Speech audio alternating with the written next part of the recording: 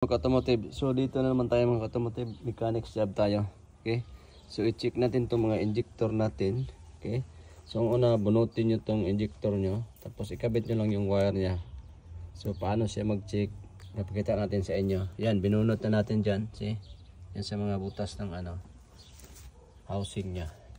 Okay, so yung gagawin natin is lagyan natin siya dito ng basahan para safety. Okay, kasi once tinitest na natin yan, so na yan siya, nag-spray yan. Okay, so kasi ito petrol to siya mga automotive, so po siya for safety. Okay, tapos dito sa coil binunot natin para hindi siya magkakaroon ng spark doon sa niya, high tension cable.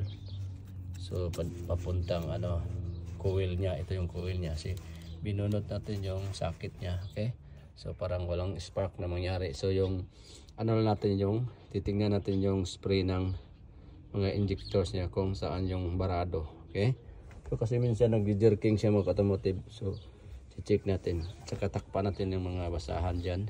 Okay, for safety, kasi pag petrol delikado mga automotive. Okay, diesel okay lang, kasi once yung petrol nag-create siya ng spark, so may tendency na siya magkaroon ng apoy. Okay, kasi biglang yan, biglang mag-spark yan, delikado.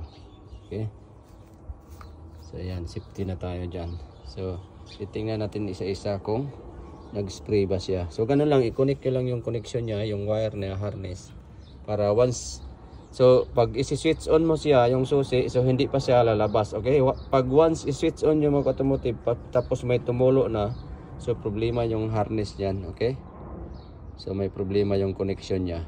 So ito, si switch on natin, so wala naman siyang wala naman siyang leg, so lalabas lang yung niya, spray niya once kinakrank natin. Okay, so ika-crank natin yan maya maya, titingnan natin yung spray niya kung saan yung injectors yung hindi nag-spray. Okay, so ganun lang pag check niyan, tapat nyo lang yan, tapos bunutin nyo. Okay, pag automotive, ipa-crank natin, titingnan natin yung spray niya kung saan yung hindi nag-spray. Okay, crank. Okay, one more.